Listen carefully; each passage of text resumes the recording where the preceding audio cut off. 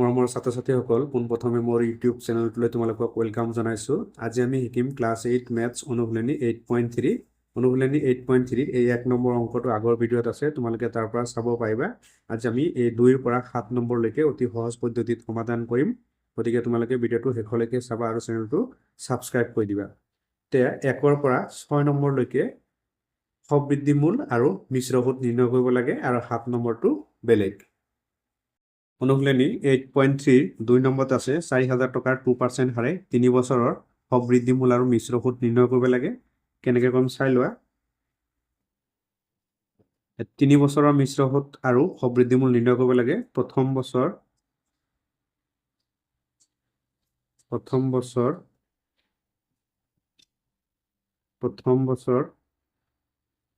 মূলধন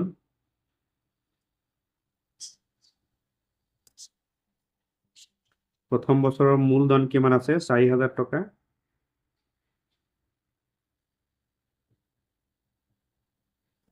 আৰু সুদ আছে 2% সুদ আছে 4,000 টকাৰ 2%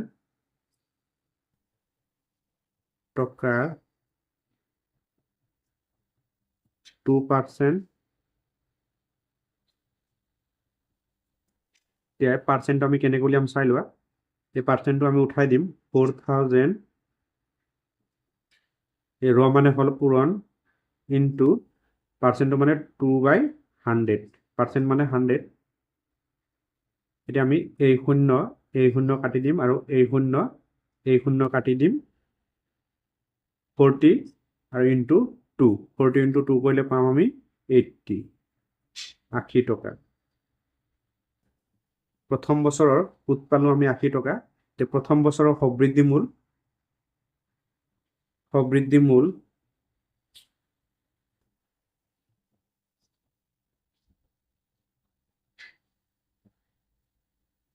প্ৰথম বছৰৰ সবৃদ্ধিমূল বা সুদমূল একে। সবৃদ্ধিমূল কেনেকৈ উলিয়াম যে মূলধন যোগ সুদ কিমান হ'ব সবৃদ্ধিমূল। এই সবৃদ্ধিমূল মই সূত্ৰটো লিখি দিছোঁ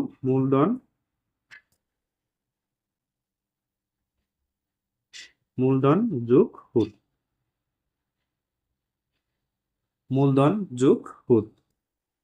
মূলধন কিমান আছে 4,000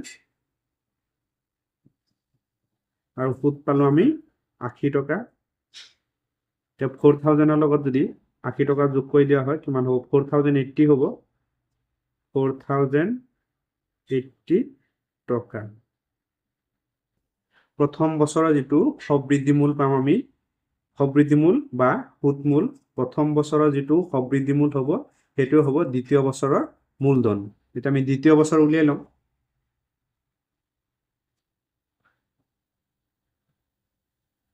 দ্বিতীয় বছৰ প্ৰথম বছৰৰ নিচিনা উলিয়াই ল'ম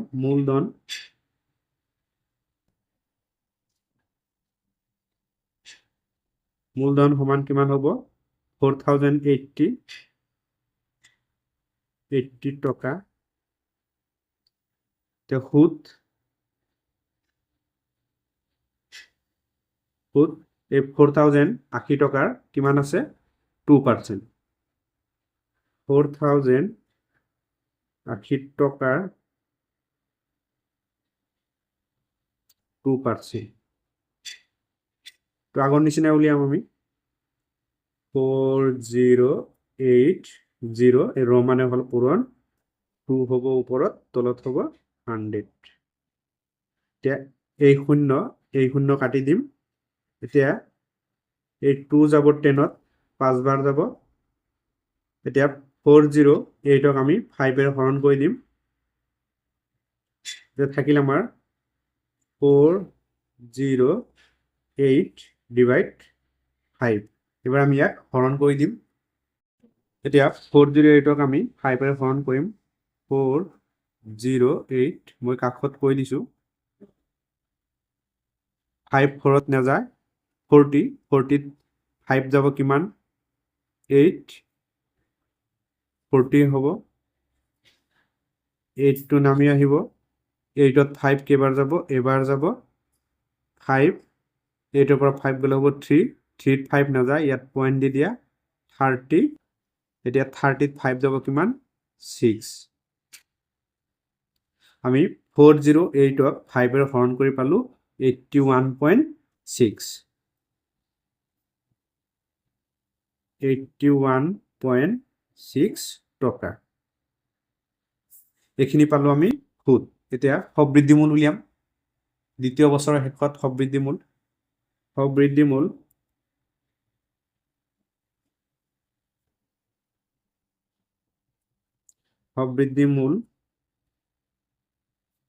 সবৃদ্ধিমূলৰ সূত্ৰ আছিল মূলধন যোগ সুদ ইয়াত মূলধন কিমান আছে 4080 প্লাস সুদ পালো আমি 81.6 এনেকে ব্রেকেট দি টকা লিখি দিবা টকা এইখিনি আমি যোগ কৰি দিম এটা হল দশমিক থকা সংখ্যা আৰু এটা হল দশমিক নথকা সংখ্যা কেনেকে যোগ কৰিম চাই লোৱা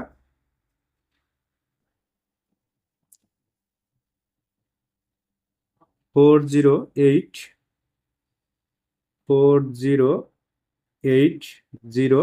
ইয়াত দশমিকৰ পিছত এটা সংখ্যা আছে ইয়াক আমি দশমিকৰ পিছত এটা শূন্য দি দিম কিমান আছে 18.6 আছে যোগ কৰি দিয়া 6 পইণ্ট দি দিয়া 18 যোগ 8 কৰিলে পাম আমি 16 16ৰ 6 উকলিব 114 পালো আমি 4161.6 যোগ কৰি পালো আমি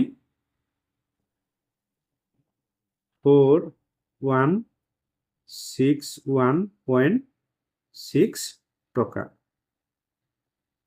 এটো পালো আমি দ্বিতীয় বছৰৰ সবৃদ্ধিমূল দ্বিতীয় বছৰৰ সবৃদ্ধিমূলটোৱে হ'ব তৃতীয় বছৰৰ মূলধন আমি দ্বিতীয় বছৰৰ সবৃদ্ধিমূল পালো এতিয়া আমি তৃতীয় বছৰৰ কাৰণে উলিয়াব লাগিব তৃতীয়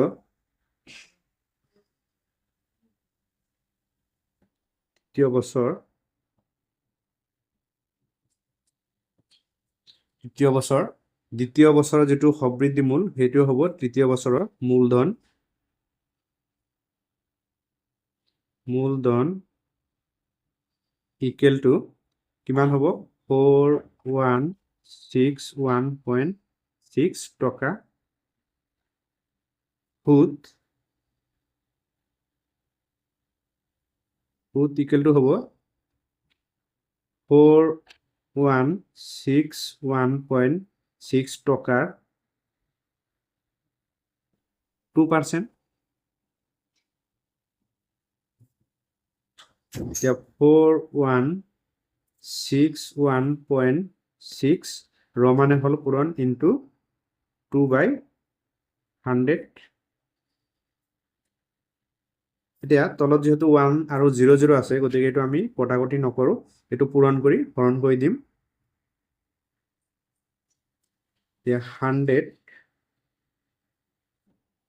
6 ৰ লগত 2 পূৰণ কৰিলে পাম আমি 12 12 ৰ 2 উকলিব 1 2 আঞ্জা 2 আনে কিমান হ'ব 3 তাৰপিছত 6 into 2 পূৰণ কৰিলে পাম আমি 12 12 ৰ 2 উকলিব 1 2 লগত 1 পূৰণ কৰিলে 2 1 কিমান হ'ব 3 তাৰপিছত 2 into 4 পূৰণ কৰিলে পাম আমি 8 ইয়াত একগৰ পিছত দশমিক আছে একগৰ পিছত দশমিক দি দিয়া এতিয়া তলত 1 আৰু 00 থাকে যিকেইটা 0 থাকে সেইকেইগৰ বাওফালে আমি দশমিক দি দিম দশমিক অলৰেডি ইয়াত আছে তে একগৰ দুইগৰ ইয়ালে আহিব তে আমাৰ হ'ব আগত লিখি লোৱা 8 3 2 3 2 দশমিক অলৰেডি ইয়াত আছে ইয়াৰ পৰা আকৌ দুইগৰ এইফালে যাব একঘৰ দুইগৰ মানে 83.232 আমি দশমিকৰ পিছত দুইগৰ লম তো লিখিম 83.23 টকা এটো পালো আমি সুদ তৃতীয় বছৰৰ সুদ পালো এটা তৃতীয় বছৰৰ সবৃদ্ধিমূল উলিয়াব লাগিব সবৃদ্ধিমূল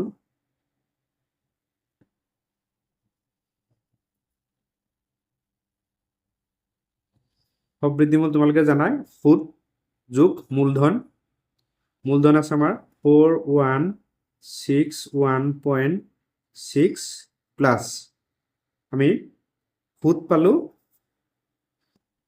83.23 টকা এইখিনি যোগ কৰি দিম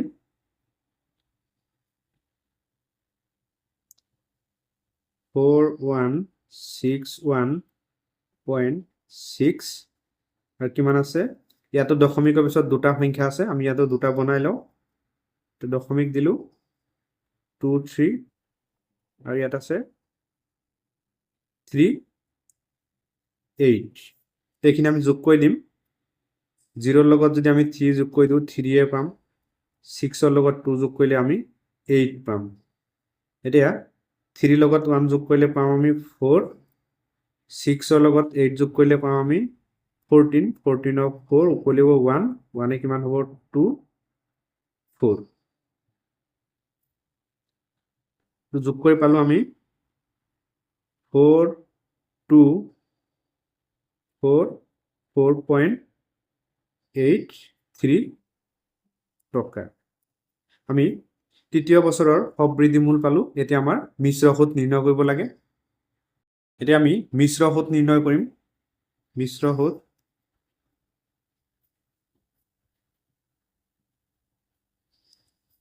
মিশ্ৰ সুদৰ ফৰ্মুলাটো মনত ৰাখিবা সবৃদ্ধি মূল বিয়োগ মূলধন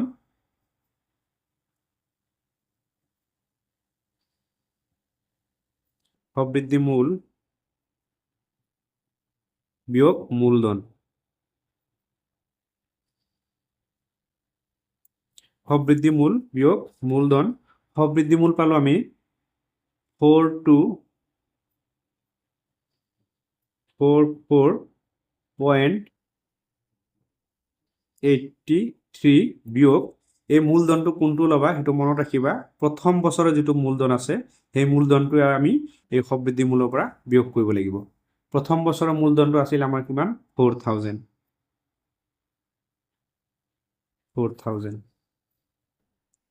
টকা এতিয়া 4244.83 পৰা যদি আমি 4000 বিয়োগ কৰি দিও কিমান পাম 244.83 টকা আমি মিশ্ৰ সুদ পাই গলো এনেকৈ লিখি দিব পাৰা therefore নিৰ্ণয় মিশ্ৰ সুদ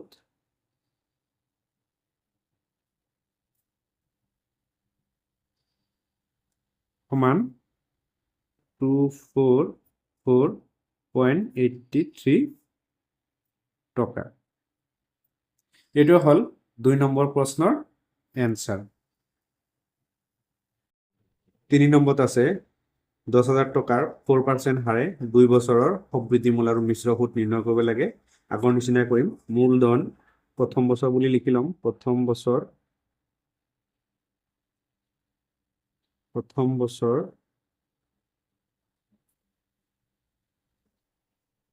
মূলধন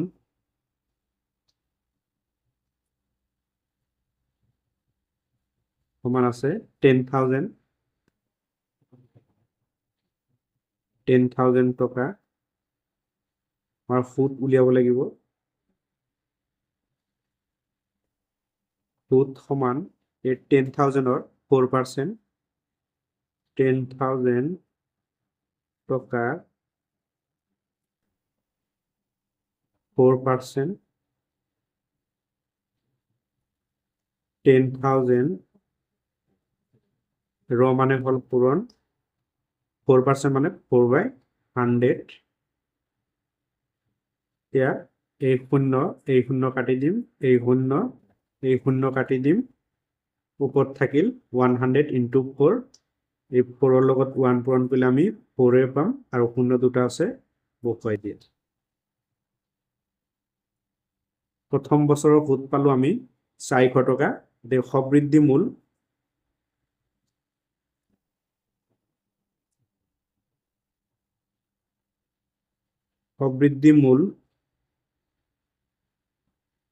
সবৃদ্ধি মূল সমান মূলধন যোগ সুদ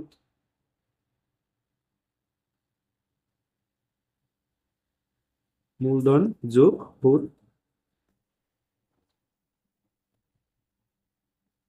মূলধন আছে 10,000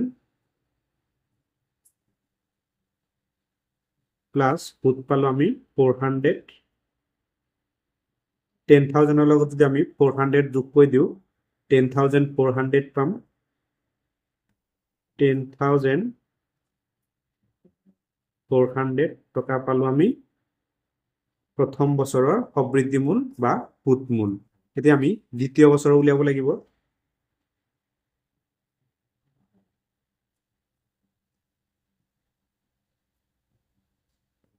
দ্বিতীয় বছৰ প্ৰথম বছৰৰ যেটো সবৃদ্ধি মূল হ'ব এই সবৃদ্ধি মূলটোৱে হ'ব দ্বিতীয় বছৰৰ মূলধন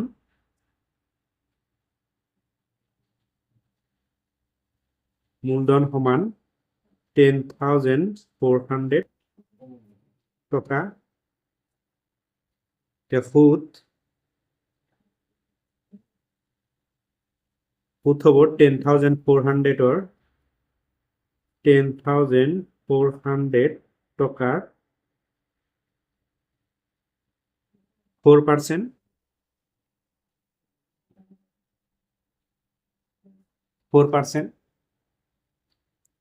10,400 ৰ মানে পূৰণ 4% মানে 4/100 এই শূন্য কাটি দিম এই শূন্য কাটি দিম এইখিনি আমি পূৰণ কৰি দিও 4 ৰ লগত 4 পূৰণ কৰিলে পাম আমি 16 or 6 উকলিব 1 4 ৰ লগত 0 পূৰণ কৰিলে 0 হ'ব আৰু এই 4 ৰ লগত 1 পূৰণ কৰিলে আমি 4 পাম 416 টকা দ্বিতীয় বছৰৰ সুদ পালো আমি 416 টকা এতিয়া দ্বিতীয় বছৰৰ সবৃদ্ধি মূল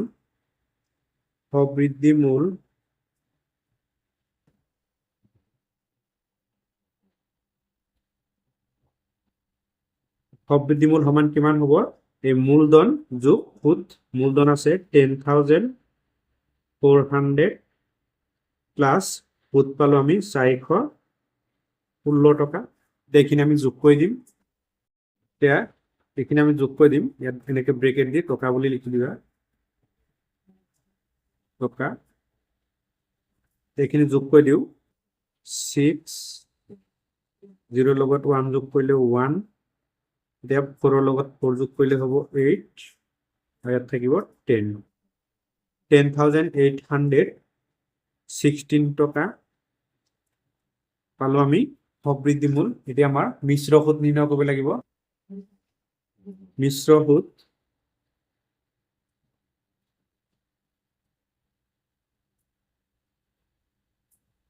সুদৰ সূত্ৰ আছিল সবৃদ্ধি মূল বিয়োগ মূলধন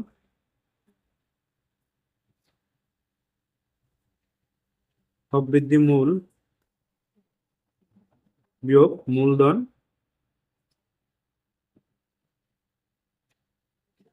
সবৃদ্ধি মূল বিয়োগ মূলধন সবৃদ্ধি মূল পালো আমি 10,816 বিয়োগ মূলধনটো তোমালোকে প্ৰথম বছৰৰ যেটো মূলধন আছে সেই মূলধনটো ধৰিবা প্ৰথম বছৰৰ মূলধন আছিল আমাৰ 10,000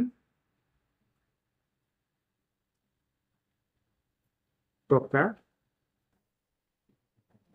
এতিয়া 10,816 ৰ পৰা যদি আমি 10,000 বিয়োগ কৰি দিও কিমান পাম 816 টকা পালো আমি মিশ্র সুদ দিয়ে লিখি দিম therefore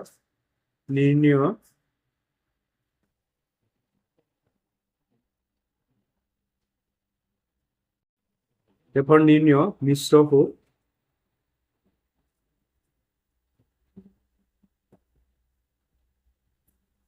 সমান 816 টকা এটো হল 3 নম্বৰ প্ৰশ্নৰ এনসাৰ 4 নম্বৰত আছে 7,000 টকাৰ 3% হাৰে 3 বছৰৰ সবৃদ্ধি মূল আৰু মিশ্ৰ সুদ নিৰ্ণয় কৰিব লাগে আগৰ নিচিনা কৰিম আমি প্ৰথম বছৰ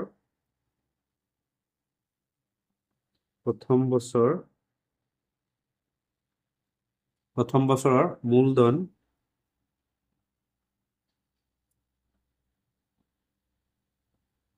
মূলধন কিমান আছে 7,000 টকা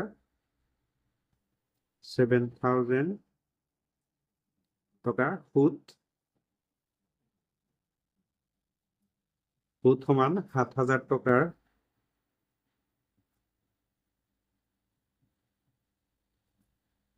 3% 7,000 মানে পূৰণ 3% মানে 3/100 এই শূন্য কাটি দিম 3 লগত 7 পূৰণ কৰিলে পাম 21 আৰু 0 আছে 0 বহাই দিয়া 210 টকা প্ৰথম বছৰৰ সুদ পালো আমি 210 টকা তেকে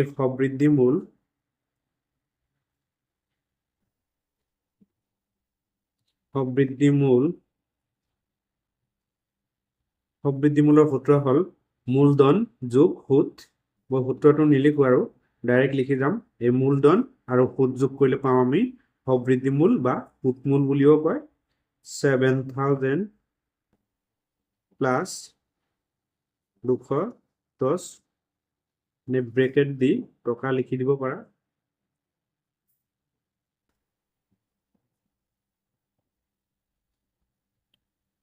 7,000 লগত যদি আমি 210 যোগ কৰি দিওঁ তেতিয়া কিমান পাম 7,210 টকা এটো পালো আমি প্ৰথম বছৰৰ সবৃদ্ধি মূল প্ৰথম বছৰৰ সবৃদ্ধি মূলটোৱে হ'ব দ্বিতীয় বছৰৰ মূলধন দ্বিতীয়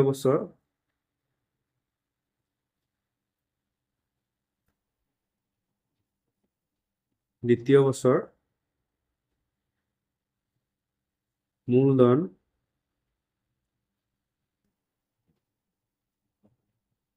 প্ৰথম বছৰৰ সবৃদ্ধি মূলটোৱে হ'ব দ্বিতীয় বছৰৰ মূলধন 7,210 টকা এটা আমি সুদ ওলাব লাগিব ইয়াৰ 3% সুদ 7,210 টকা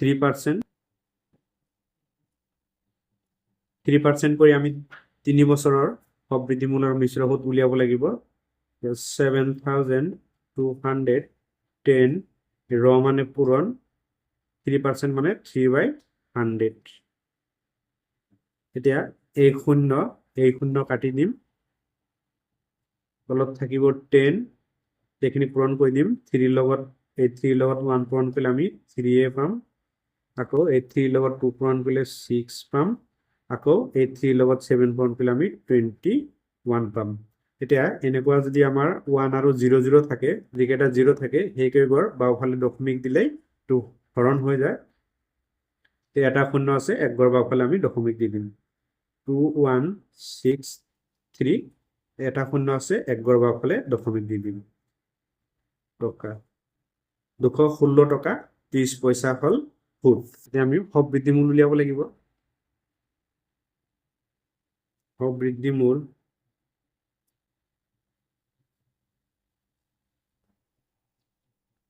সবৃদ্ধি মূলৰ সূত্ৰ হ'ল মূলধন যোগ সুদ মূলধন পাইছো আমি 7,210 টকা 7,210 টকা যোগ সুদ পালো আমি 216 টকা 30 পইচা তো এইখিনি আমি যোগ কৰি দিম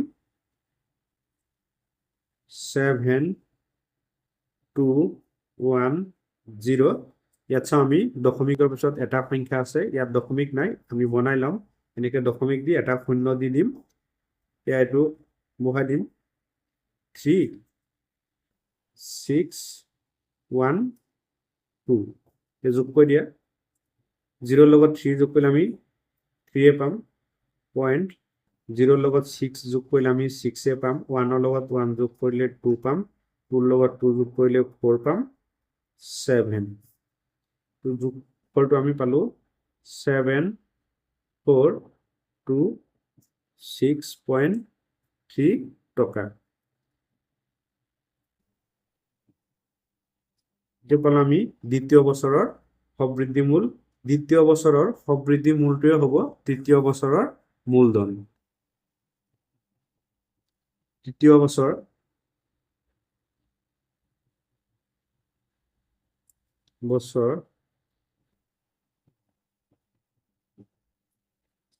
মূলধন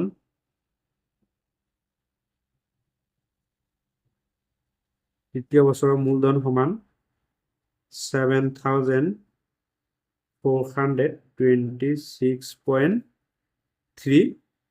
ইয়াৰ 3% আমি সুদ উলিয়াব লাগিব। সুদ ইকুৱেল টু 7,426.3 টকাৰ কিমান আছে 3%।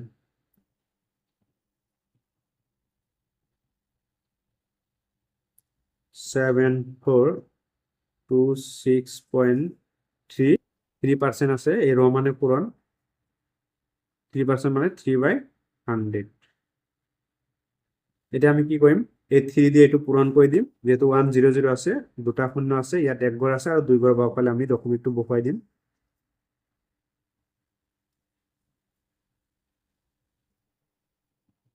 100 আছে। এতিয়া এই 3 লগত 3 পূৰণ কৰিলে আমি 9 পাম। 3 লগত 6 পূৰণ কৰিলে পাম আমি 18। 18ৰ 8 উকলিব 1। 3 লগত 2 পূৰণ কৰিলে পাম 6। 1 কিমান হ'ব 7। 3 লগত 4 পূৰণ কৰিলে পাম 12। 12ৰ 2 উকলিব 1। 3 লগত 7 পূৰণ কৰিলে 21 কিমান হ'ব 22।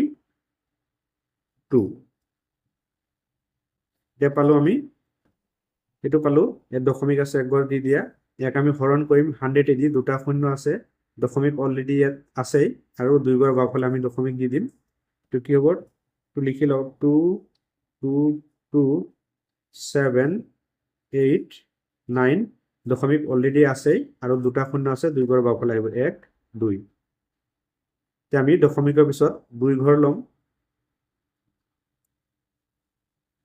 222.78 9ও লিখিব পাৰি 78 বুলি লিখো টকা। এইটো পালো আমি সুদ। এতিয়া আমি সবৃদ্ধি মূল উলিয়াব লাগিব। সবৃদ্ধি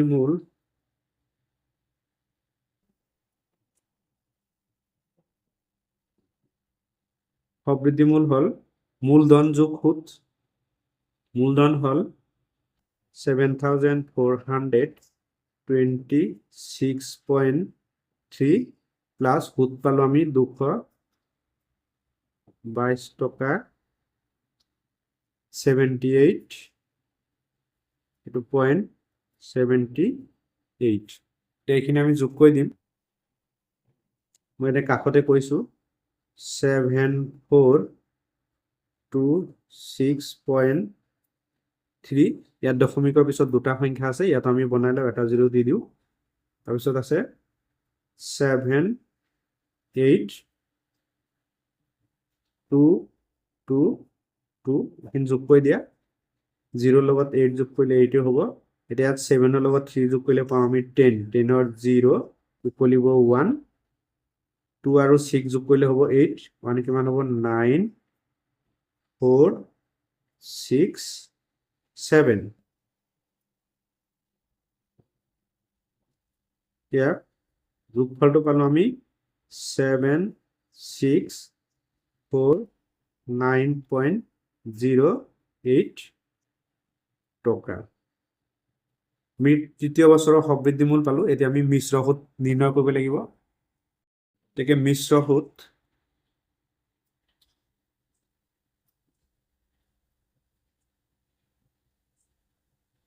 মিশ্ৰ সুদৰ সূত্র হল সবৃদ্ধি মূল বিয়োগ মূলধন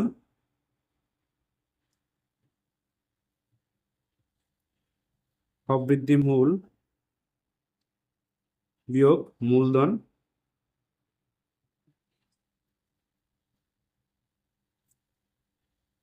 সবৃদ্ধি মূল পাইছোঁ আমি 7649.08 বিয়োগ মূলধনটো ধৰিবা তোমালোকে প্ৰথম বছৰৰ যিটো মূলধন আছিলে সেই মূলধনটো ইয়াৰ পৰা বিয়োগ কৰিব লাগিব প্ৰথম বছৰৰ মূলধন কিমান আছিলে আমাৰ 7000 টকা তে বিয়োগ কৰি দিয়া ইয়াত দশমিকৰ পিছত দুটা সংখ্যা আছে ইয়াত নাই এতিয়া আমি এই সবৃদ্ধি মূলৰ পৰা মূলধনটো বিয়োগ কৰি দিম 7649.08 এইফালে আছে 7000 তো আমি বিয়োগ কৰি দিম 08 এতিয়া 9 পৰা যদি 0 বিয়োগ কৰি দিওঁ 9 পাম 4 পাম 6 পাম 649.08 বিয়োগফল পালো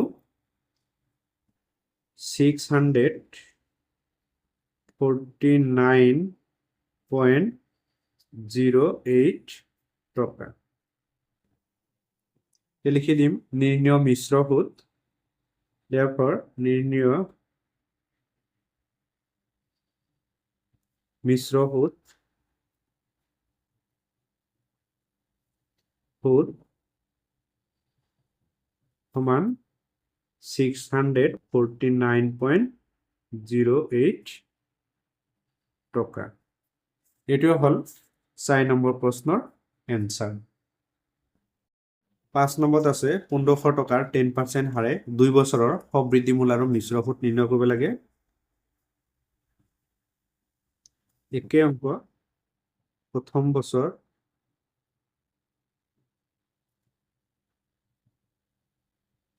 প্ৰথম বছৰ মূলধন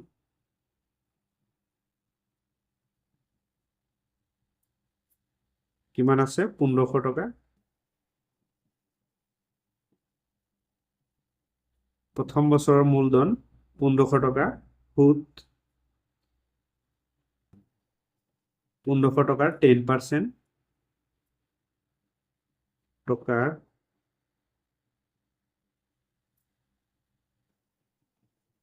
10% 1500 ৰ মানে পূৰণ 10% মানে 10/100 এই শূন্য কাটি দিয়া 150 টকা প্ৰথম বছৰৰ সুদ পালো আমি 150 টকা এতিয়া সবৃদ্ধি মূল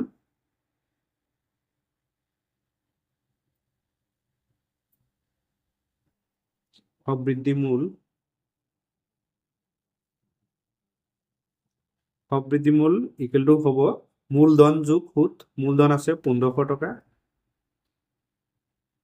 সুদ আছে 150 টকা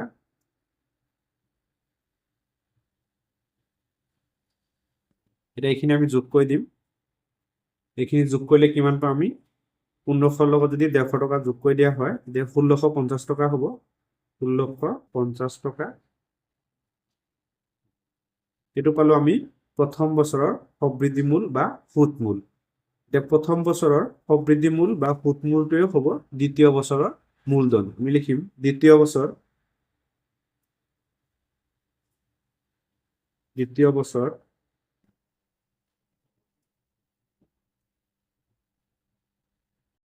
দ্বিতীয় বছৰৰ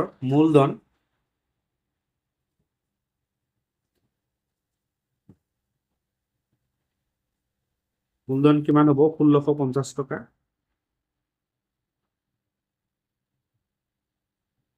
1650 টকা সুদ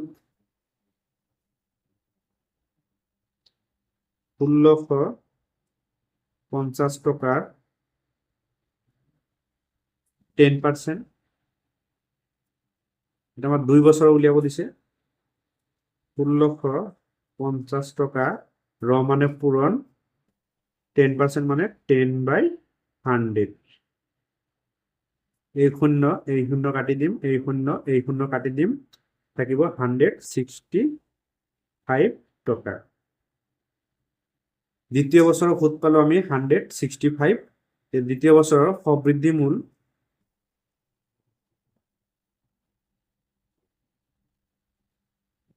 সবৃদ্ধি মূল হ'ব মূলধন যোগ সুদ। মূলধন আছে 1650 টকা, সুদ পালো আমি 165 টকা।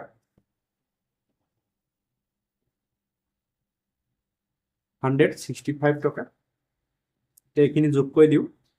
এতিয়া 1650 টকাৰ লগত যদি আমি 165 যোগ কৰি দিওঁ কিমান পাম? 1815 টকা পাম। যোগ কৰিলে পাম আমি 1815 টকা। আমি দ্বিতীয় বছৰৰ সবৃদ্ধি মূল পালো। এতিয়া আমাৰ মিশ্ৰ সুদ নিৰ্ণয় কৰিব লাগে। যেহেতু 2 বছৰৰ কথা কৈছিলে, প্ৰথম বছৰ দ্বিতীয় বছৰ উলিয়ালো। মিশ্ৰ সুদ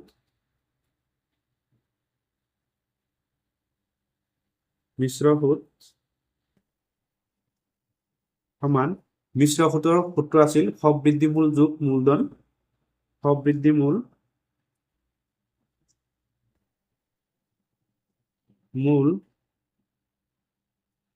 যোগ মূলধন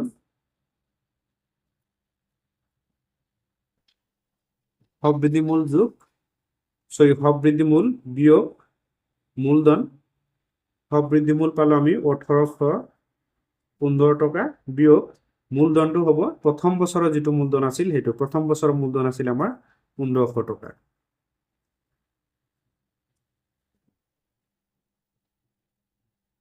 প্ৰথম বছৰৰ মূলধন আছিল 1500 টকা। এতিয়া 1815 টকাৰ পৰা যদি আমি 1500 টকা বিয়োগ কৰি দিওঁ তেতিয়া থাকিব আমাৰ 315 টকা। 315 টকা। Therefore, নিৰ্ণেয় মিশ্ৰ সুদ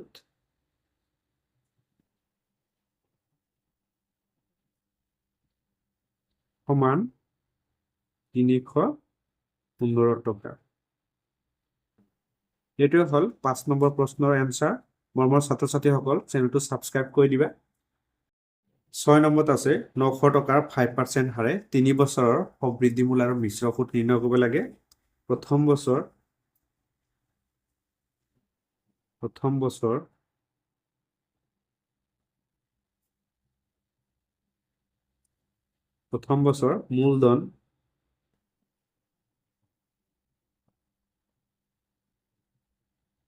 মূলধন কিমান আছে? 900 টকা। সুদ 900 টকাৰ 5%।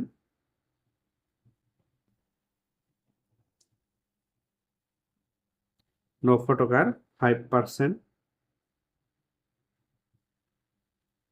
900 ৰ মানে পূৰণ, 5% মানে 5/100। এই শূন্য কাটি দিম। এতিয়া 5 ৰ লগত 9 পূৰণ কৰিলে পাওঁ আমি 45 টকা। তলত 1 আছে, 1টো আমি নিলিখো। সুদ পালো আমি 45। এতিয়া সবৃদ্ধি মূল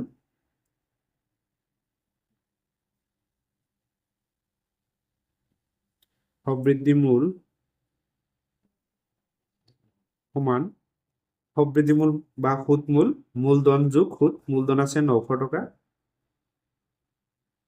যোগ সুদ আছে কিমান? 45 টকা। এতিয়া 900 ৰ লগত যদি আমি 45 যোগ কৰি দিওঁ কিমান পাম? 945 টকা। এতিয়া প্ৰথম বছৰৰ সবৃদ্ধি মূলটোৱে হ'ব দ্বিতীয় বছৰৰ মূলধন। দ্বিতীয় বছৰ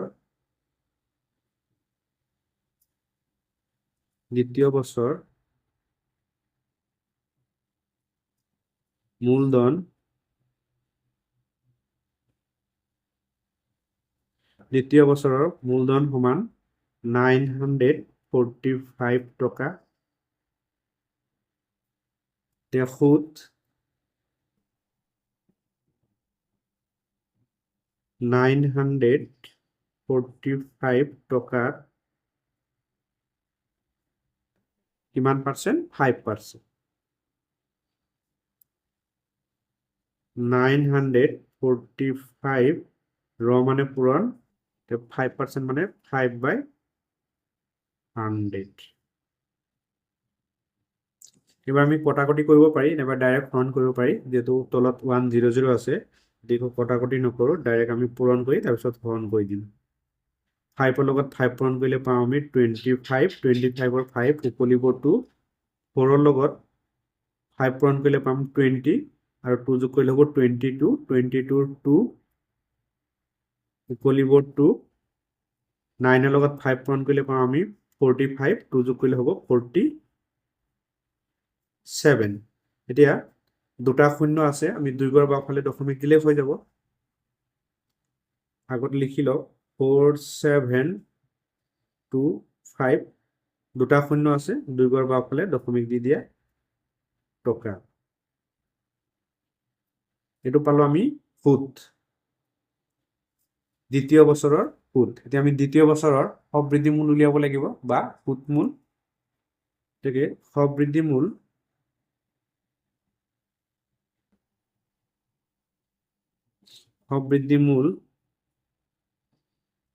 সবৃদ্ধি মূলৰ সূত্ৰ হল মূলধন যোগ সুত। মূলধন আছে আমাৰ 945 প্লাস সুত পালো আমি 47.25। এইখিনি আমি যোগ কৰি দিম। যোগটো মই কাষত দেখুৱাই দিছো। 945, ইয়াত যেহেতু দশমিকৰ পিছত দুটা সংখ্যা আছে, আমি এনেকে বনাই লম 0.00 47 পইণ্ট কিমান আছে 25।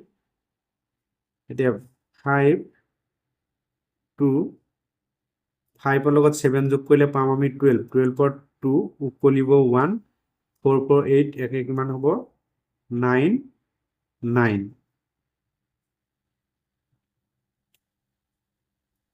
আমি পালো 992.25 টকা। এতিয়া দ্বিতীয় বছৰৰ সবৃদ্ধি মূলটোৱে হ'ব তৃতীয় বছৰৰ মূলধন। তৃতীয় বছৰ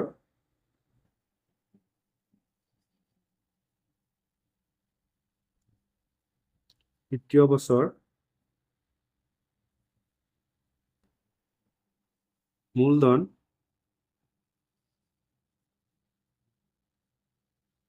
তৃতীয় বছৰৰ মূলধন হ'ব, দ্বিতীয় বছৰৰ সবৃদ্ধি মূলটোৱে হ'ব তৃতীয় বছৰৰ মূলধন 992.25 টকা।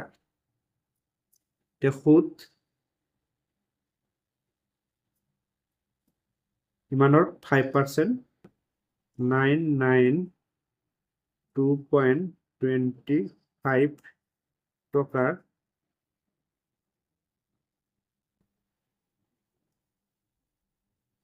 5%।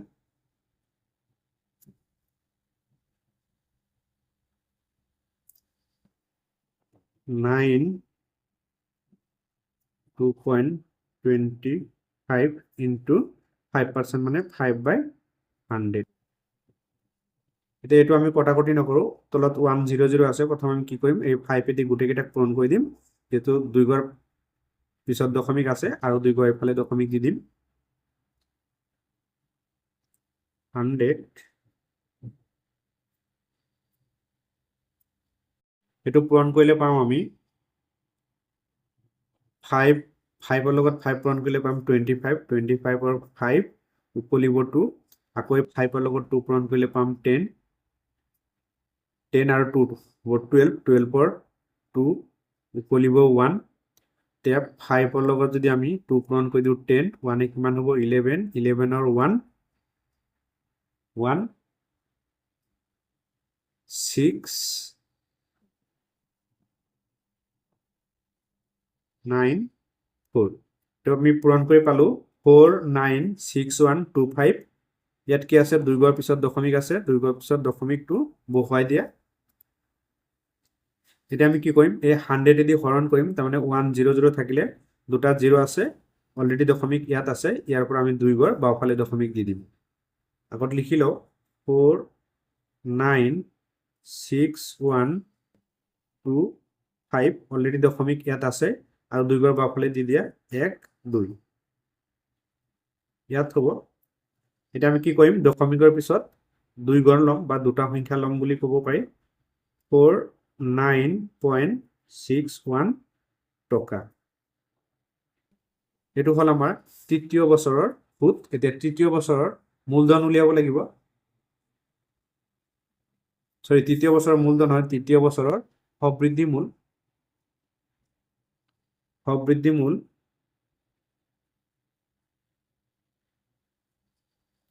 সবৃদ্ধি মূল সবৃদ্ধি মূলৰ সূত্ৰ আছিল মূলধন যোগ সুত। মূলধন আছে আমাৰ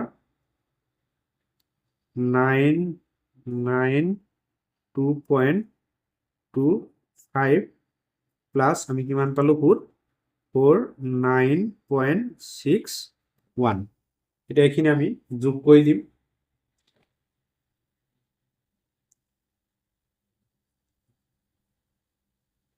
নাইন 2.25 49.61 যোগ কৰি দিয়া কিমান হ'ব 6 8। এতিয়া 9 ৰ লগত যদি আমি 2 যোগ কৰি দিওঁ কিমান পাম 11। 11 ৰ 1 উকলিব 1। এতিয়া 9 ৰ লগত 4 যোগ কৰিলে হ'ব 13। 1 এ কিমান হ'ব 14। 14 ৰ 4 উকলিব 1। 9 একে কিমান হ'ব 10। এতিয়া পালো আমি সবৃদ্ধি মূলটো পালো 1041.86 টকা। ইয়াতে তোমালোকে এনেকে ব্ৰেকেট দি টকা বুলি লিখি দিব পাৰা। এতিয়া আমি সবৃদ্ধি মূল পালো। এতিয়া আমাৰ মিশ্ৰ সুত নিৰ্ণয় কৰিব লাগিব। therefore মিশ্ৰ সুত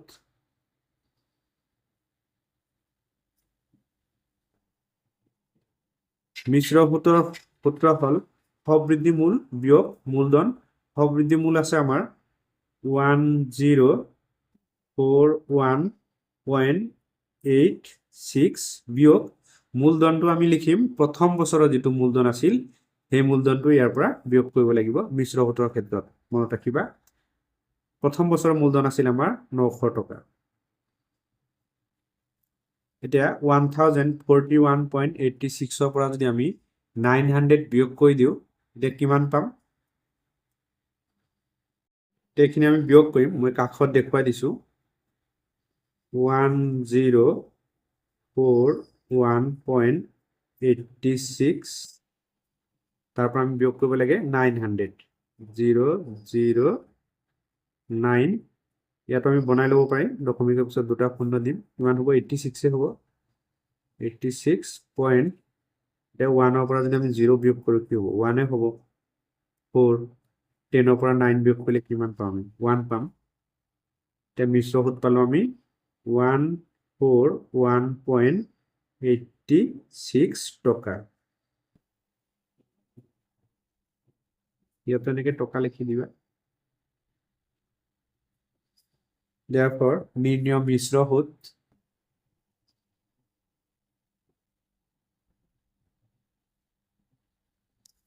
মিশ্ৰ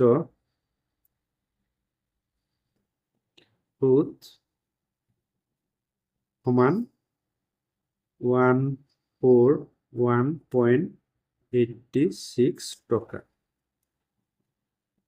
এইটো হ'ল 6 নম্বৰ প্ৰশ্নৰ এনসাৰ। যেহেতু 1 পৰা 6 নম্বৰলৈকে আমাৰ সবৃদ্ধি মূল আৰু মিশ্ৰ সুত নিৰ্ণয় কৰিব দিছিলে। এতিয়া আমি 7 নম্বৰ প্ৰশ্নটো কৰিম। 7 নম্বৰত আছে প্ৰতি 6 মাহৰ মূৰে মূৰে সুত গণনা কৰিলে 2000 টকাৰ 1.5 বছৰত 4% বছৰি সুতৰ হাৰত মিশ্ৰ সুত নিৰ্ণয় কৰা। ইয়াত কি কৈছে আমাৰ প্ৰতি 6 মাহৰ মূৰে মূৰে সুত গণনা কৰিছে।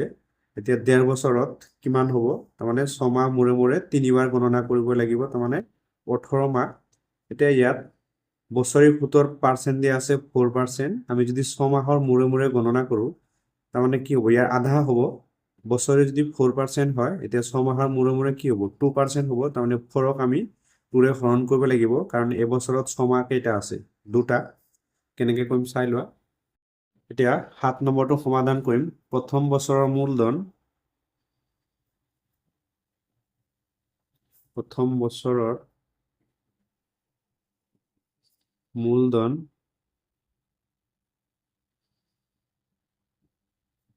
দিয়া আছে 2000 টকা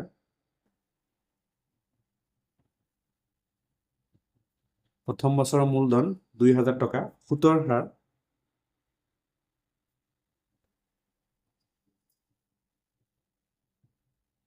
সুতৰ হাৰ আমাৰ দিয়া আছে বছৰি দিয়া আছে 4% আমি যেহেতু 6 মাহৰ মূৰে মূৰে গণনা কৰিম এতিয়া 4ক আমি 2ৰে ডিভাইড কৰিব লাগিব 4ত 2 যাব কিমান দুবাৰ যাব ইকুৱেল টু 2% বছৰি সুত ওলালে আমাৰ 4% দি আমি ওলালো হয় কিন্তু ইয়াত কি কৈছে আমাৰ 6 মাহৰ মূৰে মূৰে সুত গণনা কৰিছে তে সুত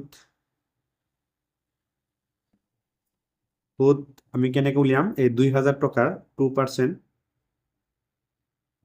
2000 টকাৰ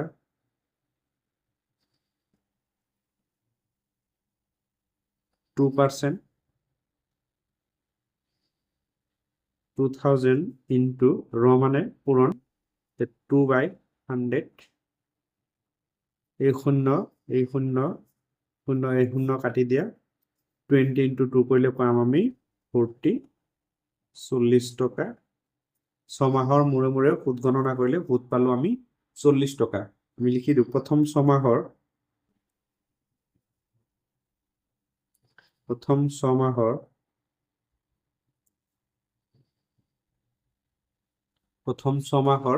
আমি সুত পালো এতিয়া সবৃদ্ধি মূল উলিয়াম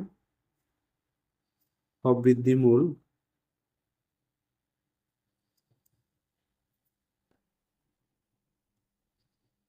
প্ৰথম 6 মাহৰ সবৃদ্ধি মূল কি হ'ব এই মূলধন যোগ সুত মূলধন আছে 2000 টকা সুত আছে 40 টকা কিমান হ'ব 2040 আমি প্ৰথম 6 মাহৰ সবৃদ্ধি মূল পালো দ্বিতীয় 6 মাহৰ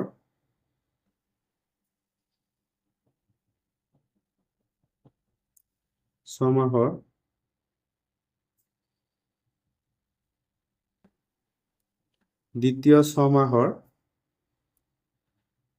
প্ৰথম 6 মাহৰ সবৃদ্ধি মূলটোৱে হ'ব দ্বিতীয় 6 মাহৰ মূলধন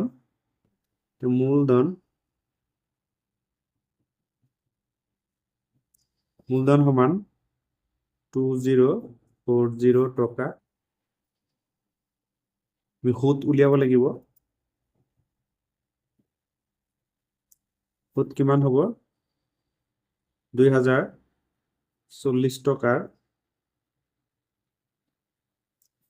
2% যেহেতু আমি 6 মাহৰ মূৰে মূৰে সুত গণনা কৰিছো আমাৰ বছৰি সুতৰ হাৰ দিয়া আছিলে 4%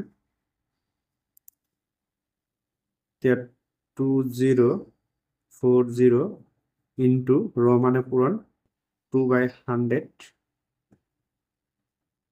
এই শূন্য কাটি দিয়া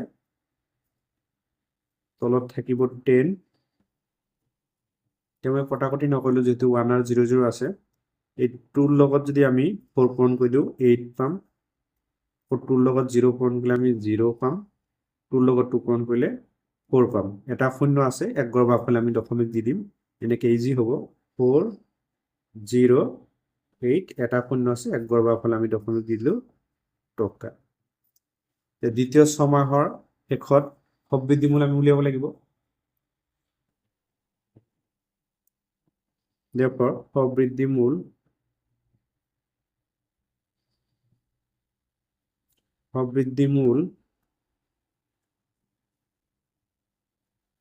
মূল কি হ'ব সুত যোগ মূলধন কিমান আছে আমাৰ 2040 সুত পালো আমি 40.8 টকা এটা এইখিনি আমি যোগ কৰি দিম 2040 টকাৰ লগত যদি আমি 40 টকা 80 পইচা যদি যোগ কৰি দিওঁ তেতিয়া কিমান পাম আমি 2080.8 টকা এতিয়া দ্বিতীয় বছৰৰ সবৃদ্ধি মূলটো হ'ব দ্বিতীয় ছমাহৰ সবৃদ্ধি মূলটোৱে হ'ব তৃতীয় ছমাহৰ মূলধন তৃতীয়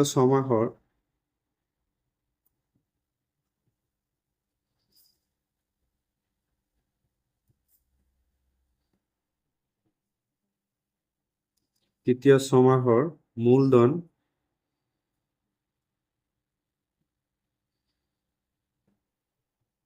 দ্বিতীয় ছমাহৰ সবৃদ্ধি মূলটোৱে হ'ব তৃতীয় ছমাহৰ মূলধন 2080.8 টকা সুদ কিমান হ'ব ইমান টকা 2% 2080.8 টকা 2% 2080.8 into 2/100 এইটো আমি আগৰ নিচিনাই কৰিম প্ৰথম এইটোৰ লগত এইটো পূৰণ কৰি দিম আৰু পিছত 100 দি হৰণ কৰি দিম এইটো যদি আমি পূৰণ কৰি দিওঁ কিমান পাম 61 আকৌ 614 এতিয়া এক গড় পিছত দশমিক আছে এক গড় পিছত আমি দশমিক দি দিওঁ ইয়াত দশমিক দি দিলোঁ এতিয়া আমি ইয়াক 100 দি হৰণ কৰি দিম 4166 লিখি ললো অলৰেডি দশমিক ইয়াত আছে তাৰমানে হৰণৰ ক্ষেত্ৰত দশমিকবোৰ কি হৈ যায় যোগ হয় এতিয়া এক গড় পিছত আছে আৰু দুটা শূন্য আছে আমি দুই গড় বাওঁফালে দি দিম ইয়াত আছে অলৰেডি এক ঘৰ দুই গড় ইয়াত পাম আমি কি কৰিম দশমিকৰ পিছত দুটা সংখ্যা লম এতিয়া লিখিম 41.61 টকা তৃতীয় ছমাহৰ সুদ পালো আমি 41.61 টকা তৃতীয় বছৰৰ শেষত সবৃদ্ধি মূল বা ডেৰ বছৰৰ শেষত সবৃদ্ধি মূল বুলিও লিখিব পাৰা ডেৰ বছৰৰ শেষতে লিখি দিছো ডেৰ বছৰৰ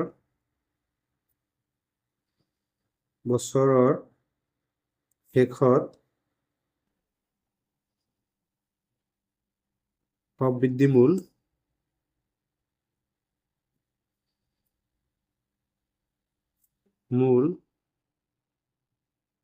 ডেৰ বছৰৰ শেষত সবৃদ্ধি মূল মানে মূলধন যোগ সুদ কিমান আছে 2080.8 প্লাস 41.61 টকা এইখিনি যোগ কৰিলে পাম আমি 142212 দুই গড় পিছত দশমিক দি দিয়ে টকা 2122.41 টকা এইটো দশমিক হয় দশমিক আমি ডেৰ বছৰৰ শেষত সবৃদ্ধি মূল পালো এতিয়া মিশ্ৰ সুদ নিৰ্ণয় কৰিম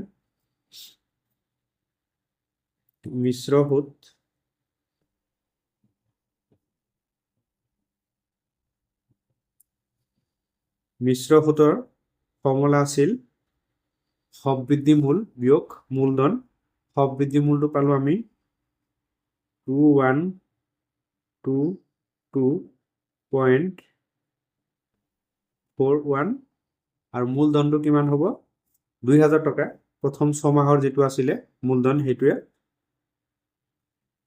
2000